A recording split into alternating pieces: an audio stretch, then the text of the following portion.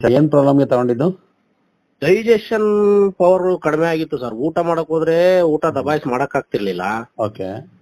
ಆಮೇಲೆ ಅದೊಂದಾಗದು ಏನು ಒಂಥರ ಹೊಟ್ಟೆ ಉಬ್ರಿದಂಗೆ ಯಾವಾಗ್ಲೂ ಇರೋದು. ಓಕೆ.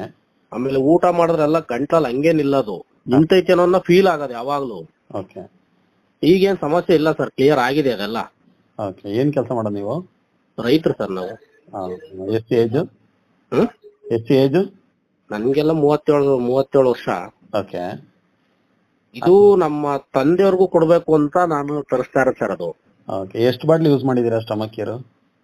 ಸದ್ಯಕ್ಕೆ ಒಂದೇ ಬಾಟ್ಲು ಸರ್. ಇನ್ನೂನು ಒಂದ್ ಬಾಟ್ಲಿ ಯೂಸ್ ಮಾಡಿದೀರಾ? ಪರವಾಗಿಲ್ಲ, ಚೆನ್ನಾಗಿದ್ದೀರಾ ಈಗ? ಹಾ, ಗ್ಯಾಸ್ಟ್ರಿಕ್ ಪಾಸ್ಟಿಕ್ದೆಲ್ಲ ಏನೂ ಸಮಸ್ಯೆ ಇಲ್ಲ ಸರ್, ಕ್ಲಿಯರ್ ಆಗಿದೆ. ಓಕೆ. ಯಾವ ಊರು ಸರ್ ನಿಮ್ದು? ಕಾತ್ರಿಕೆ ಹಾಲ್ ಹತ್ರ ಚಿಕ್ಕನಾಯಕನಹಳ್ಳಿ ಹತ್ರ ಕಾತ್ರಿಕೆ ಹಾಲ್ ಅಂತ. ಯಾವ ಡಿಸ್ಟಿಕ್ ಬರುತ್ತೆ? Tumakuru district. Okay sir. Okay. ನಮ್ ತಂದೆಯವ್ರಿಗೂ ಅದೇ ಸಮಸ್ಯೆ ಸರ್. ಅವ್ರಿಗೂ ಶುಗರ್ BP ಎಲ್ಲ ಇದೆ, ಇನ್ಸುಲಿನ್ ನಲ್ಲಿ ಇದಾರೆ ಅವರು. ಓಕೆ. ಅವ್ರಿಗೆ ಏನ್ ಸಮಸ್ಯೆ ಅಂತಂದ್ರೆ ಊಟ ಮಾಡಕ್ ಹೋದ್ರೆ ಊಟ ಮಾಡಕ್ ಆಗಲ್ವಂತೆ. ಅವ್ರಿಗೆಲ್ಲ ಸುಮಾರು ದಿನಗಳಿಂದ ಅದು ಕಂಪ್ಲೇಂಟ್ ಇತ್ತು ಬಿಡ್ರಿ. ಓಕೆ. ಬೆಂಗಳೂರಾಗೆಲ್ಲ ತೋರಿಸಿದ್ವಿ, ಸ್ವಲ್ಪ ಥೈರಾಯ್ಡ್ ಐತೆ ಅಂತ ಹೇಳಿ ಶುಗರ್ಗೆಲ್ಲ ಇನ್ಸುಲಿನ್ ಕೊಟ್ಟು ಥೈರಾಯ್ಡ್ ಟ್ಯಾಬ್ಲೆಟ್ ಕೊಟ್ಟಿದ್ರು. ಓಕೆ.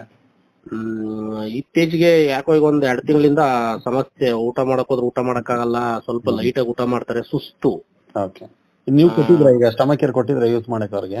ಇನ್ನು ಕೊಟ್ಟಿಲ್ಲ ಸರ್, ಅದಕ್ಕೋಸ್ಕರನೇ ತರಿಸ್ತಾ ಇರೋದು. Okay sir.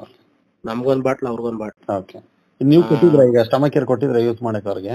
ಇನ್ನು ಕೊಟ್ಟಿಲ್ಲ ಸರ್, ಅದಕ್ಕೋಸ್ಕರನೇ ತರಿಸ್ತಾ ಇರೋದು. Okay sir.